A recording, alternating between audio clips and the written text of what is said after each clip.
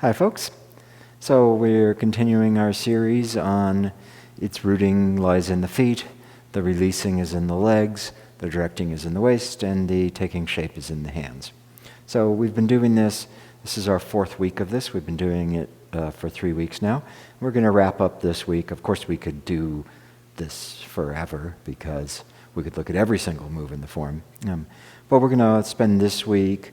Today we're going to look at the punch, how exactly does this work in the punch, and then on Thursday we'll try to tie this all together through the form. And then, of course, we'll come back to it in the future.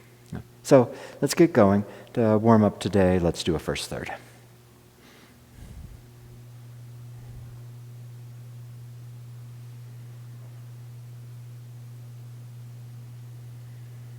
And go ahead.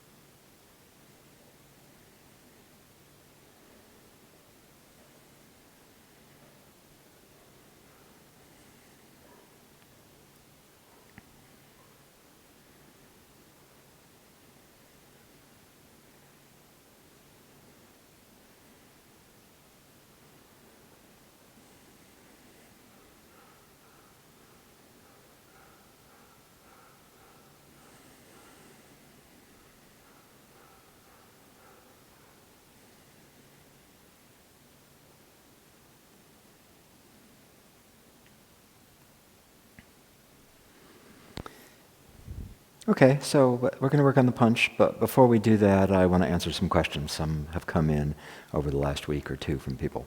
So one of them is, in this saying, its rooting is in the feet, its issuing is in the legs, the directing is in the waist, the expressing is in the hands. Isn't there a long distance from the waist to the hands? What happened to the torso and the back and the arms and all of that stuff? And so the simple answer on this is that the waist includes the back, in particular the lower back. And so if you're doing the directing from the waist, you're actually guiding from this area where my hands are here. So it's not that the waist is here, in the front and on the sides and low. The waist is this whole center section of the body. So when we're talking about the directing and guiding with the waist, that includes the lower back here. Now what about the rest of the back? And so this is where that directive not to trace comes in. When we do some of the individual exercises, so we'll do the bear, we've talked about this tossing it from the emptying leg into the other hand. When you're doing that, you may spend a little bit of time tracing from the leg up out to the hand. Or when we have been doing the deer and you're gathered in the rear foot and it comes through the body all the way out to the hands and then back and you gather into the rear foot. My hands actually follow the path as it goes through there. So for those kinds of exercises, some tracing, some careful watching as the motion and the energy move through the body is a good thing. But in the form, don't do that. Don't spend your time in the form carefully watching. So I'm coming into single whip and I gather down into my foot and now I watch it come through in the foot and then the ankle and then the calf and then the knee and then the thigh and then the hip and then something happens in the body and then I'm out in the arm. Don't do that. Don't spend any time on that. Just let it be that there's an activity of rooting in the feet, there's an activity of issuing in the legs, there's an activity of directing in the middle section of the body, and then you're watching what takes shape in the hands. And these all happen together. It's not a tracing going one by one. And so if you pay attention to trying to follow the path through the body, you'll end up tracing. The thing that the body can do is make this not possible. So if you twist or you tighten in the body, then it won't be able to get out to the hands. So the main thing that you need to be doing in the back and the torso is a negative, is not twisting, not closing off, not collapsing. When you do any of those things, it'll keep the rooting, issuing, directing, expressing from being able to happen. So it's keep the body aligned, body upright, nose over belly button, shoulders over hips. If you do that, then you'll be able to use the lower back to express out to the hands. And you don't need to be paying attention for this to the shoulder blades or what's going on in the spine or any of that stuff. So don't trace. Keep the body neutral so that it can transmit, and then pay attention to the feet, legs, waist, and hands. Hands, of course, includes the arms and includes the fingers. Sometimes you'll see this translated as the taking shape is in the hands and fingers. So you can explicitly reference the fingers as the tips of the hands, but if you're talking about the hands, you're really getting this whole region here. So that's one question. Another question was in roll back. So when we're doing roll back, and then we sit back here, and I'm dropping into my rear leg and I'm letting that come out the front palm. How far does that go? Does it, how far am I doing that sinking? And so when you're looking at roll back, let there be another piece in there. I sit back and I'm dropping as it comes out the hand, and that takes me to this place in the other corner where the left palm is still by the right elbow. Now this, to swing the arms and bring them back towards each other for press, that's all the start of the press. So my sinking, as I drop and it comes out the front palm, takes me to here. Now I've hit bottom and I allow the whole structure to inflate again. I come back and hit bottom again and come out into the press. So it's not down, down, down, down, down, down, down, and then somehow trying to recover back. Fall, allow yourself to fill, gather again, express.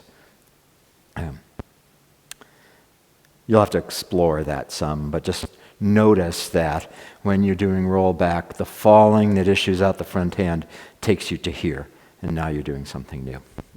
And then the last question was, can we look at cloud hands and repulse monkey in this? And so the answer, of course, is yes, but we're going to do that later. A couple of weeks ago, we did a session on cloud hands that talked about how the stepping happens in cloud hands. And so if you're trying to look at that one, that's a good video to spend some time with. And we'll get to repulse monkey because we love repulse monkey and we'd like to spend time on it. There's an awful lot happening in repulse monkey. So when we get to that, we'll cover a bunch of the stuff that's in there. So I think that's all the outstanding questions. Okay, so let's look at the punch. Let's do it a couple times. We'll face this way. We'll take it from brush knee and just run through it. So sit back, coming forward, step, shift, arms trail behind, waist turns in order to move the hands and the foot, catch the right fist, and punch. Reset to brush knee. Sit back, forward, step, turn, catch the fist, and punch. Back up. Once more. Notice the swinging of the arms.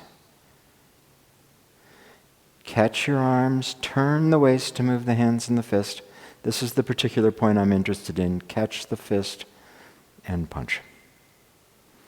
Okay, so in order to work on the punch, we've got to get a lot of the checkpoints right. So the details matter here because you need to go from a specific place in order to make the move happen. And if we're looking at how the waist and the legs are involved in powering and directing the punch, then you'd better start from the right place. So specifics that I want to look at are, as you shift into the front leg, you need to get with the arms, so you don't turn away from the arms. So you get with the arms, and now turn, and step. This is the really critical point. When I get to this point, my waist is towards the right front corner. I'm not square to the front here where I'm going to punch. I'm actually turned to the right corner. My right hand has come across me, and when the hand drops, the knuckles are out. So not the tiger's eye, tiger's mouth facing forward, the space here with your thumb, but the knuckles. So you need to make sure the knuckles are out. The left hand is high and it's towards your center line. A lot of times people cross the left hand over. And you can see this is all the way over to the right rather than right ahead. And my front foot is touched down on the heel, not flat, on the heel. Then you sink, gather the punch, and punch forward. So that's the piece we're going to look at, is this sinking, catching the punch, and punching forward. Because there's a bunch of motion that happens in the hand there, and if it's truly powered by the legs and directed by the waist, then how does that happen? So let's do the punch again a couple more times, and then we'll break that apart. So I want you to get the checkpoints right first. So go ahead, sit back. Shift, arms swing, foot steps. Shift and catch the arms, waist should be left of center. Turn from left of center to right of center. Check your right fist, make sure the knuckles are out. Catch the right fist and punch. Just reset. Go ahead. Arms swing, foot steps. Catch the arms, waist is left of center. Turn to right of center. Make sure the knuckles are out. Catch the fist and punch. Twice more.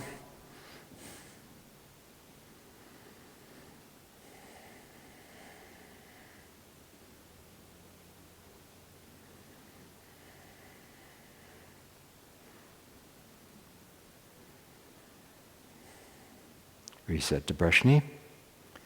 Sit back. Shift forward, arms swinging. Step. Shift. Waist is left of center. Turn to right of center. Knuckles are forward. Catch the fist and punch. So in all of this, you have to have those loose, empty arms. So let's do the arm swing again for a second. So step back with a foot and let that arm go with it and come back to the front. And now step back with the other foot. Let the arm on the same side just swing, follow it back to the front. So all the motion, all the driving, all the powering is coming from the waist and legs, not the arms. And so your job is to let your arms swing soft, soft, soft, and follow them. You motivate it, and then the arm swings and you stay with it. You motivate it, and then you follow the motion as it plays out. So really getting those arms loose and empty, and letting the pace that the arm swings determine your stepping and your turning back to the front. You get to choose the amount of energy and the timing in the first part, but then you have no choice. I choose here, and now I just follow. And I choose here, and now it's all following. Arms completely loose.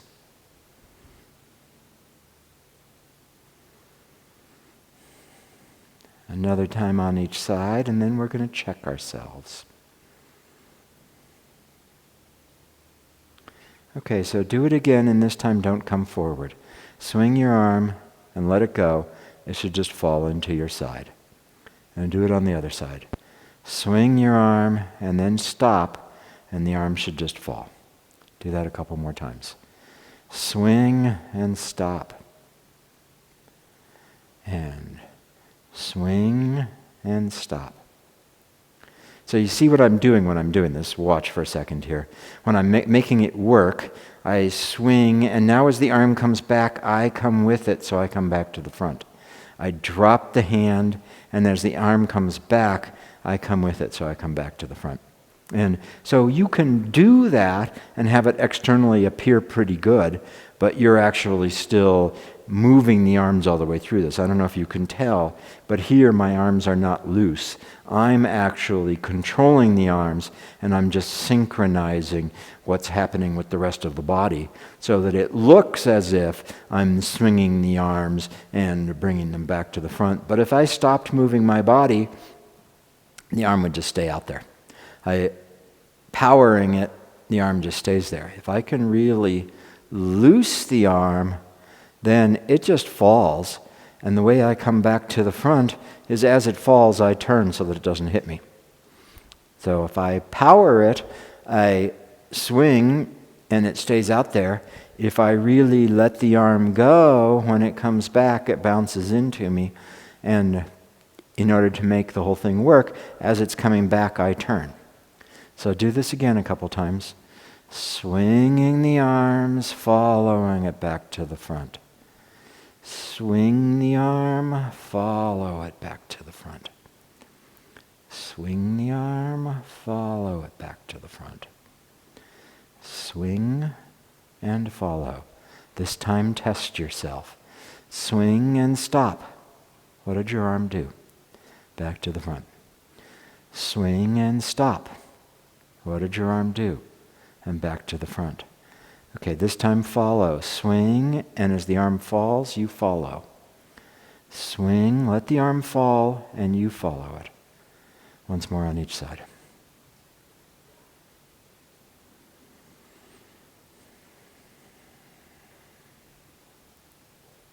So the reason to do this is to get your arms really loose so that there's nothing happening in them, so that you can see how the waist guides and directs it. And so the key place that we're going to look at here is this one right here, where my arm has fallen down at my side. And I need to get it from down here by my thigh, to here in front of my hip. So that's about 9 inches or so. And so how do I do that? Do I do it by lifting the arm and then punching? And you'll see a lot of external arts, when they're going to punch, they chamber. They pull the elbow back, they bring the fist in. And so do this. Just come to the place where we've just stepped and the hand is falling at the side. And now chamber your fist. Pull the elbow back, bring the hand up. Feel what that does here. And then as you go forward into the punch, your whole arm and chest are going to be engaged. So when you do that, that's like driving the arm swing, where if I stopped, because there's engagement and tightness in the arm, it just stays there. When I chamber this way, and I pull this back, there's engagement and tightness, and it's not going to go away as I punch.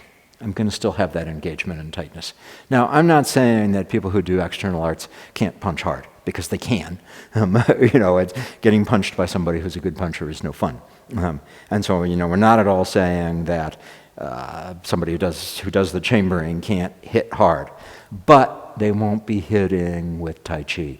It'll be driven from the chest and arm and shoulder rather than the wave that comes through the body and out. So if you're watching this video, presumably you want to do Tai Chi. And so you want to see that that's a different feeling.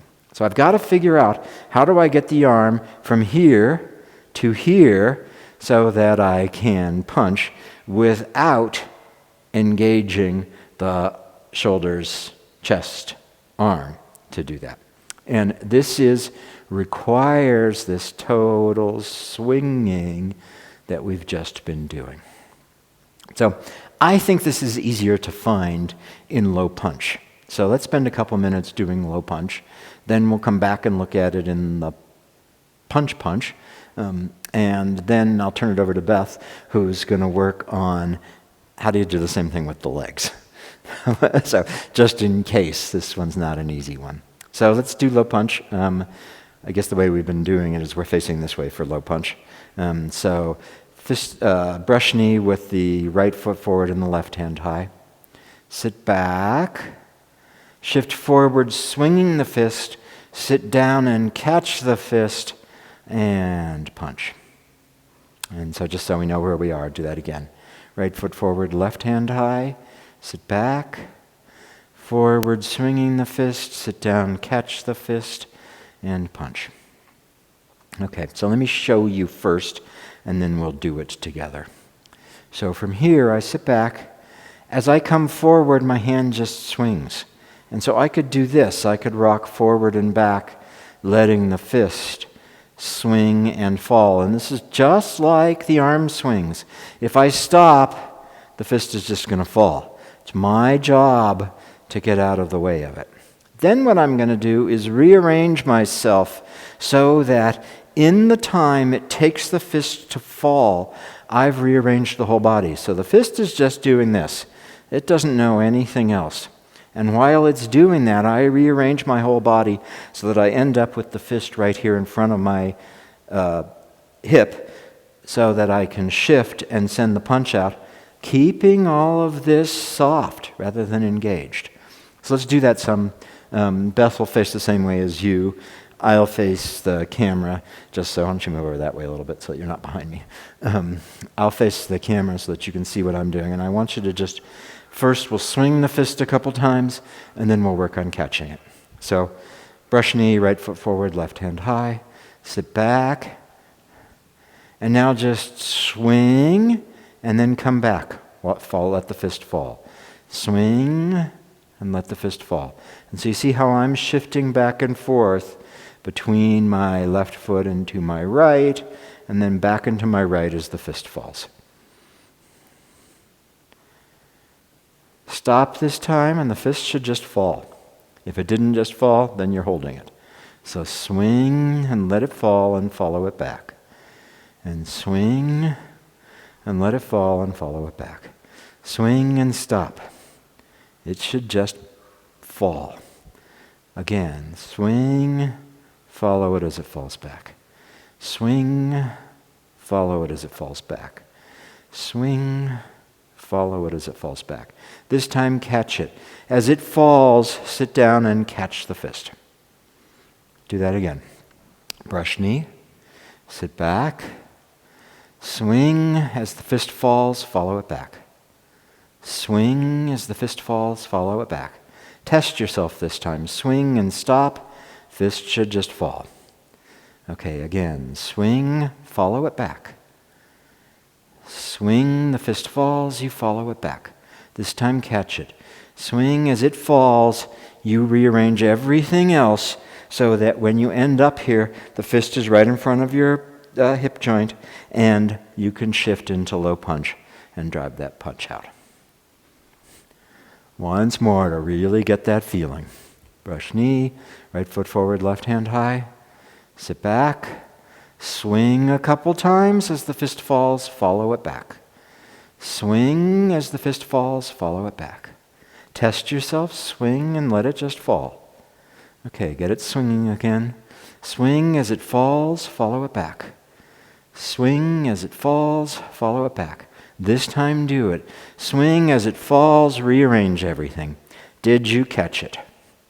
Let's try just catching it a couple times. So we'll do the move, the whole thing. Sit back, swing, catch, punch. Brush knee. Sit back, swing, catch, punch. Once more, brush knee. Swing, catch, punch. So I'm doing that pretty big so that you see it. I'm really letting this arm swing and catching it. When I do it in the form, I'll tend to do it a little bit smaller, but the same thing is happening there. So as I do it smaller, I'm letting the arm do its swing and catch, but I don't need to make a big deal out of it. But when you're practicing this first, go ahead and make a big deal out of it. Let that arm really swing and fall, and really swing and fall, and swing, and then you've got lots of time. If you give it a big swing, you've got time to rearrange the rest of the body. But while you're doing that, the key thing is that the fist doesn't know.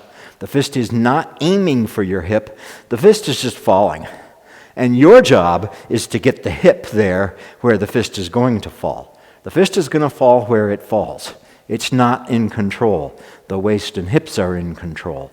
So your job then is to put the fist in motion and then arrange everything else so that when it just falls, it doesn't fall into my thigh, it falls into the open space in front of my hip, which means I got to move my body a lot. So I think low punch is easier to find this in the first place than the step parry and punch at the end of the first third at the end of the form. But it's exactly the same. In step parry and punch, as I come across here, it's dropped, and now I do the same thing. I turn and rearrange my body so that the fist ends up in front of the shoulder, in front of the hip, and as soon as I do that, then I send it out. So let's try it in the punch a couple times, and then I'll turn it over to Beth. So let's take it from brush knee, and go ahead. Notice the arms swinging, you step. Catch the arms, turn, fist, knuckles facing out, catch the fist and punch.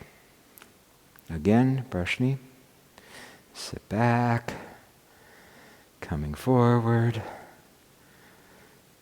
Catch the fist and punch. Okay, let me face the other way so you can see what's happening there.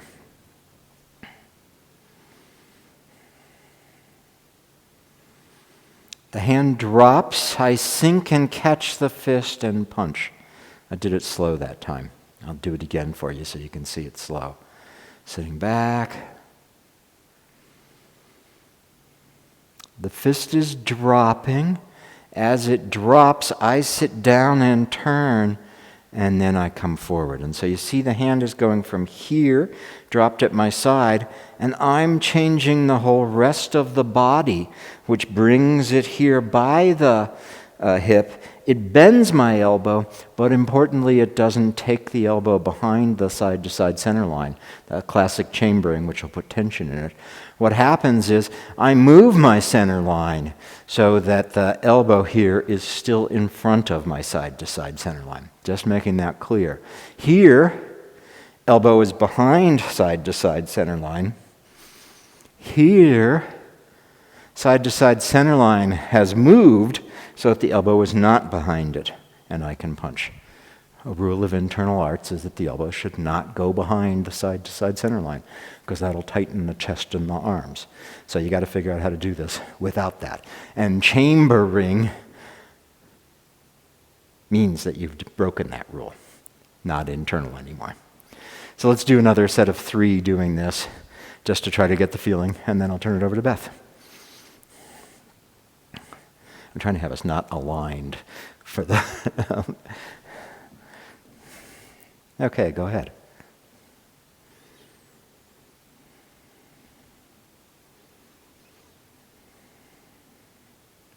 Catch the fist and punch.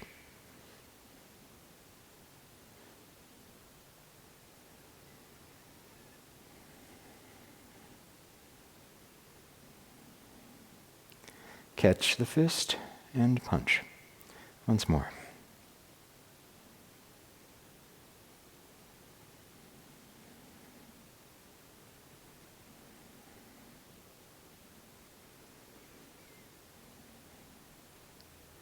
Okay, so that's a tiny slice out of the punch. This little bit from the fist dropped to catching it so you can actually send it forward. But it's a really critical point for powered from the legs, directed by the waist. So note that, and now we'll look at how do the feet move. I want to add one thing to the question about what happens between the waist and the hands, and what about the spine and the torso and all that. One thing to add to what Lee said is that we're told the chi sticks to the back, and so basically if you can direct from back here, it will find its way out to your hands. Like Lee said, if you don't twist or anything, and also if you don't bring your energy to the front. If you do anything from up here, then you're going to miss that. You're going to get in the way of what's going on through the spine and up the back and all that. So be sure to have the front receptive. The back is yang and the front is yin, the chest anyway, the upper back. So make sure that the chest stays released, relaxed, and receptive as you go through the moves, rather than having the chest kind of come into the foreground and be what you're leading with. You're leading from behind rather than leading from in front. And as long as you do that and keep your alignment, then you won't interfere with the natural direction of the chi coming up the back, and that's how it finds its way out to your arms. Because remember, your arms have something back here, so it can find its way if you keep the back being the pivot and not leading from in front. Okay, so Lee promised that we'd take a look at how the feet work. And in particular, the place I want to look at is this one right here. This little step that when you first learn it, your foot comes in and then you step out. And yeah, we teach it as a two-part step because your foot needs to come in close to your foot and then it needs to end up stepped to the so that you can make the rest of the move happen. But in reality, the same way that you set something in motion and then follow it, this is actually about how the waist directs, right? When we do this arm swing, go ahead, do it with me. You do this arm swing, and if you let your arm fall, it just falls. And the difference is using the waist in an intelligent way that when the arm starts falling back, your waist turns and directs it back where it's going. So there's a similar thing in your feet. In particular, with this move, this little half moon step, if you will, that it's not a thing that my leg does divorced from the rest of the body. It's got to be directed by the waist also. So as you shift, we often just do this part where you shift and the arms swing and they come back. So you're kind of following the movement of the arm with the body. Well, what happens when you let your foot go? It'll just fall right into you. if you don't turn the waist. So I want you to practice doing that first. It's the same thing as doing this and then not turning and having your arm fall and hit you. Except this time it's your leg. Don't kick yourself hard, but as you shift into the corner, let the leg go, and it's just going to fall. It falls because first, in this part, as you start shifting into your left leg toward the corner, you're moving away from the right leg. So the ball stays connected to the ground. As you come forward, it takes the heel up off the ground. And you've left it behind, so now you can let go, and it will just fall in. So do this with me a few times and let it fall so that it comes right in by your left ankle. So if we do it this way, you move away from the ball and then just let it fall. Just release it, let it go. Swing, let it go. Into the front, let the leg go. I'll do it facing you. We can keep doing it that direction. So first you shift and you move away, keeping the ball connected, and then you release the ball, and the whole leg just falls in because you've already let go of it. When you come forward, if you do any, now let's try it a different way so you get the feeling, push out of the back foot. Now, when you let it go, it's kind of even hard to let it go because you're still using it. So you need to find a way that when you come into your front leg, you're leaving this leg behind, it's hanging, it's releasing, it's letting go, so that when you break the connection, it just falls right in. If you're using the back foot at all and you break the connection, it doesn't actually go anywhere. So get that feeling, you shift into the front leg, leaving it all behind from back here, and then just release it and let it fall right in. So of course that's not what we do. The trick is that your waist has to direct the foot where you want it to go. So from here, when my leg falls, I turn. Just enough to direct it. And then it can land in a position like this. And it's not a big step. It's not something that has to go big. Just let it be what happens. You come forward, leaving it behind, you let it go, and at the right time, you turn just enough to get that foot to go where you want it to go. The waist doesn't have to point all the way to where you want your foot to end up in order to direct it that way. I don't need to make a big movement. So now my belly button's facing where I'm going, but I've got a lot of tension going on right now. That's too extreme. I just let it go, and I'm trying to do it as slowly as possible so you can see, here's my belly button. It's not pointing where my foot is. It's just pointing enough to change the trajectory of the leg. So the same way that Lee was talking about how your arm falls and your fist doesn't know where it's going. Your body arranges itself so that the fist ends up where you want it, directed by the waist, but not because it's deciding where it's going to go and making it happen. So the same thing here. It's gonna just, you let go, and the waist turns just enough to direct it, and that's it. It's not about what happens up here.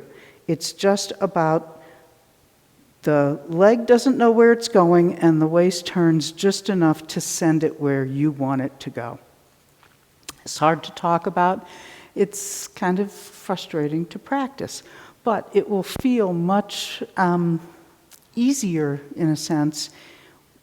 The timing is hard, but the action is much less than something that has all this overwroughtness going on in the leg, or thinking, oh, okay, I turn my waist to get it up there, and then everything gets a little twisted, and you use more energy than is necessary because your leg doesn't know where it's going, and it's empty. It's free. You let it go and just turn enough to lead it there. So let's practice doing this.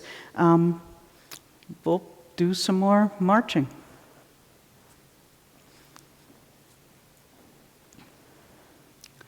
And begin. Moving away, let it go, and it just lands. We'll complete the move. Reset, and we'll do it again. Into the back leg, shift, moving away from it, let it go, and turn.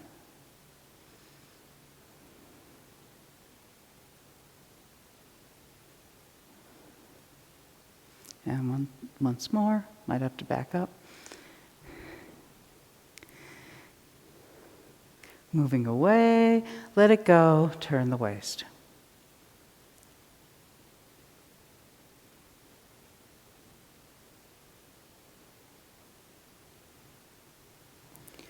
So the key is your foot doesn't know where it's going. It's not busy making a step.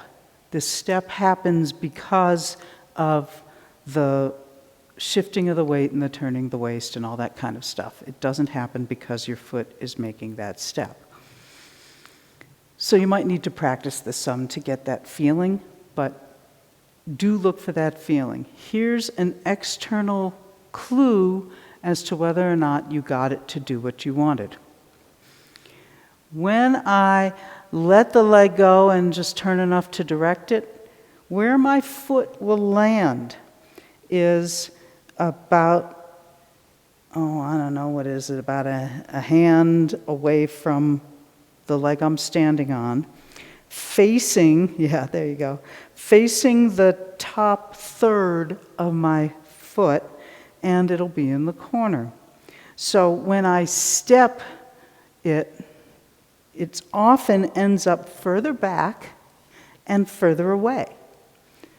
If you get it right, you just let it go and turn, it's going to end up, the heel is pointing to the ball, or, I'm calling it the top third of your front third of your foot, that space. And it's not such a big step. It's not so close, this doesn't really do it. You need room to get from your left foot to your right foot. But do notice that if you step it at all, there I tried to make it go where I wanted it to go. And I actually turned it further than it needs to be. Now there's some tension across my leg because I made this thing happen. So do become aware of what's going on through here and make it be as unefforted as possible, and it should end up in a comfortable, not extreme, comfortable alignment, a comfortable distance facing the top third of your foot.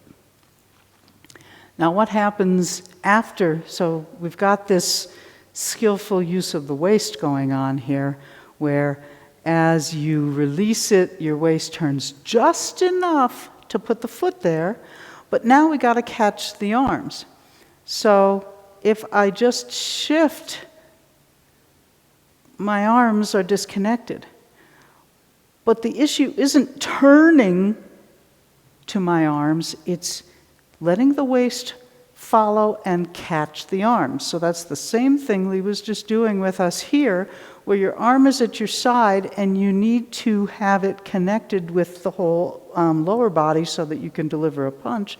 And so there's a little bit of a catch that then sends it forward. So the same thing's going to happen here. Once you've stepped, you need to get with your arms. As you shift into your right leg, your waist is going to do just what it needs to connect to your arms, so that then when you turn the waist, it brings the arms with it. So all this is, we talked about the two phases of directed by the waist, one of which is where it directs, and the other is, you can say, where it catches, where it follows, where it realigns with what's happening in the arms so that you can be connected for the next thing. It's not like the arms are always in lockstep with you and everything you do, keeps them right there. They have to have some swing, and so sometimes they'll swing, you'll come here and like, oh, wait, my arms. Oh, yeah, okay, now I've got them. But it's not that I'm doing this whole thing where I turn my waist this way, and then I turn my waist this way, and so that I can make things happen. I'm following and directing.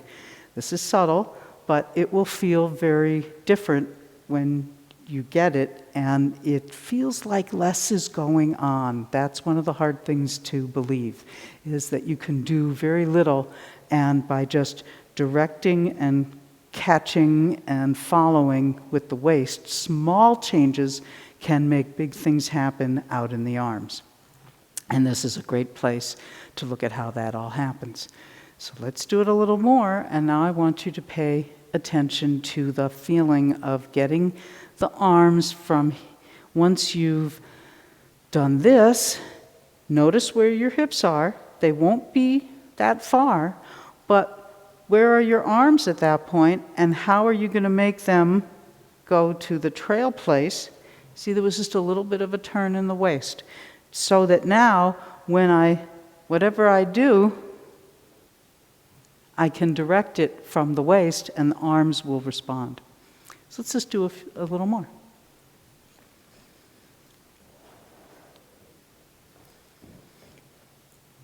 And go. Release the leg, direct it, shift, catch your arms, and drive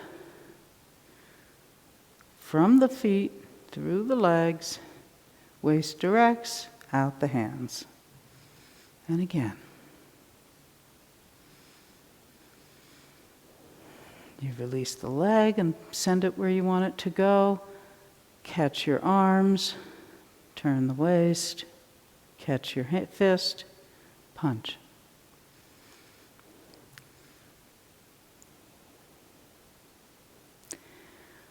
Directed by the waist.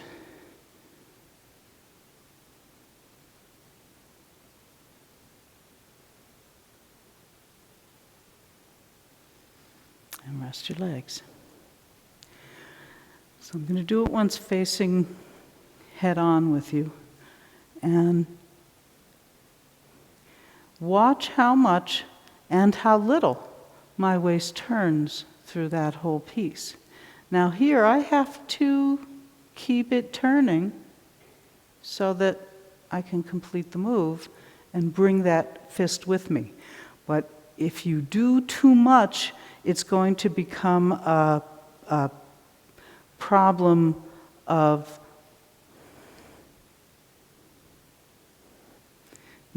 pieces that are not allowing the movement to root in the feet, blah, blah, blah.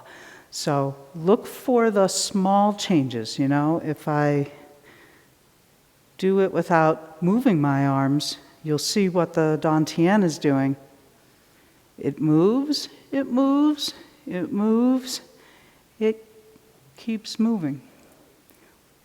But it's not big, giant changes. Let's do another round of this. And go.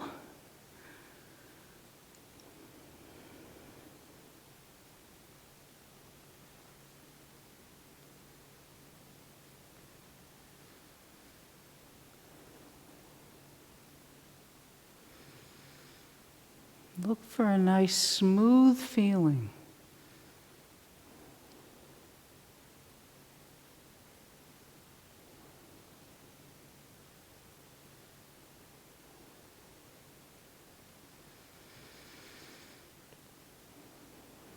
No breaks, nice and fluid.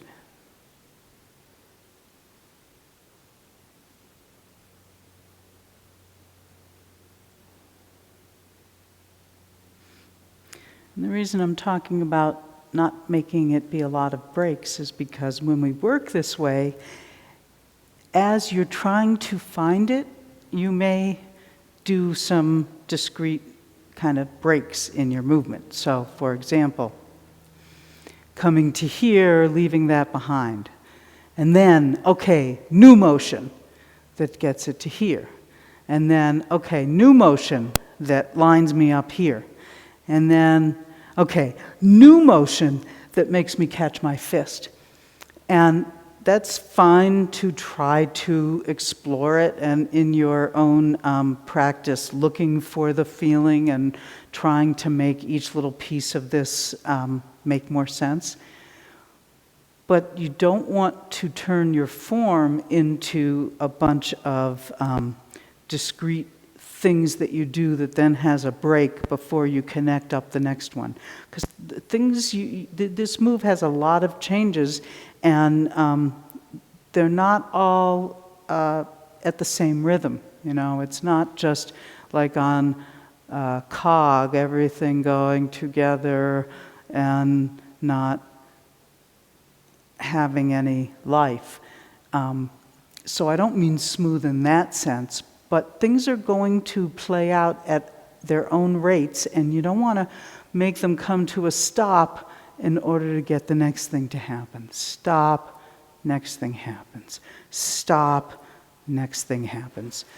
Look at how there's a lot of the bellows going on here, where you're small, big, small, big, small. You know, it's going to play out at its own time. So once you get the feeling of any particular piece of it, do look at drawing it all together so that you don't have to come to a place where this leg is really hanging out there waiting for you to release it. Once you come to this place, you just let it go. Once it steps, you right away shift into it. It's not something where, yes, you have to step with an empty foot, but I don't need, unless we're doing a separation, check your foot form, you don't need to make stops in all these places. I think that's one of the big challenges. Once you start getting a feel for this, it's easy to turn it into a bunch of little things that you stop and wait for the next piece to happen because some of the pieces play out faster than others. So look for how you can keep it flowing and how each little bit of it leads to the next, so that when you come forward and leave this leg behind, then it comes with you, and you turn your waist and you go right into it, and so on, so that it's not a bunch of parts. So let's try it again.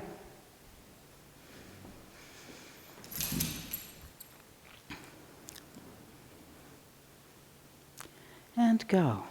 Doesn't mean you have to go fast. Go at the pace that you can follow what's happening.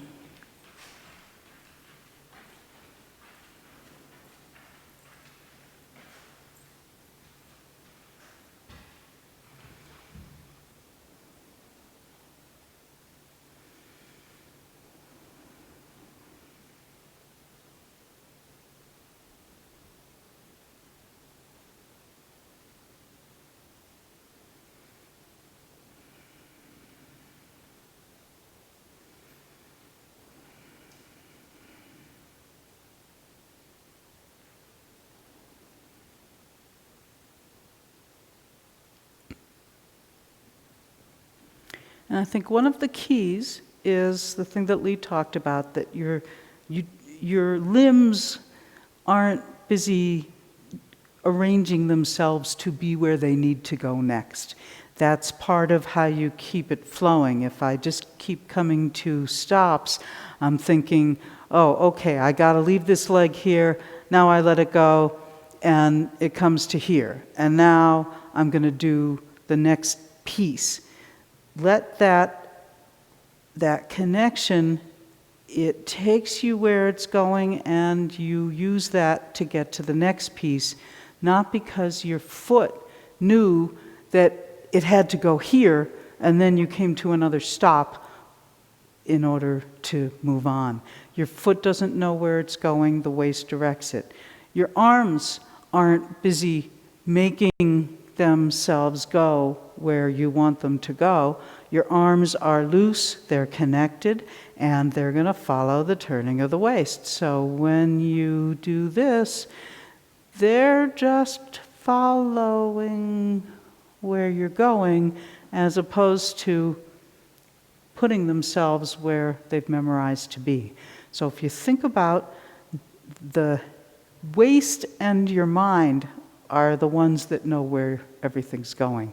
And if you can let go of the desire to put legs and arms in the right place, it will teach you what the waist needs to do to direct the movement that your mind knows is where you're actually headed. Let's close with another first third. And of course, just like everything else, see how this has an effect through the whole form.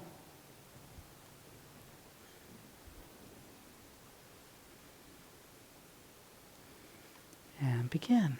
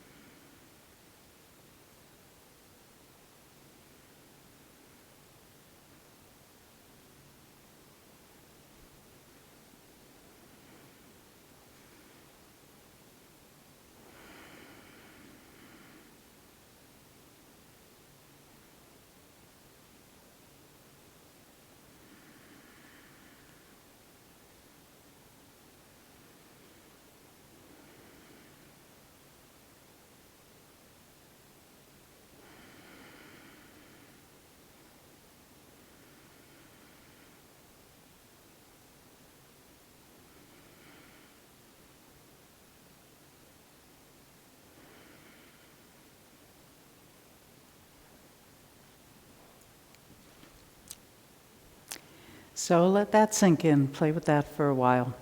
And let us know if you have questions. See you all soon.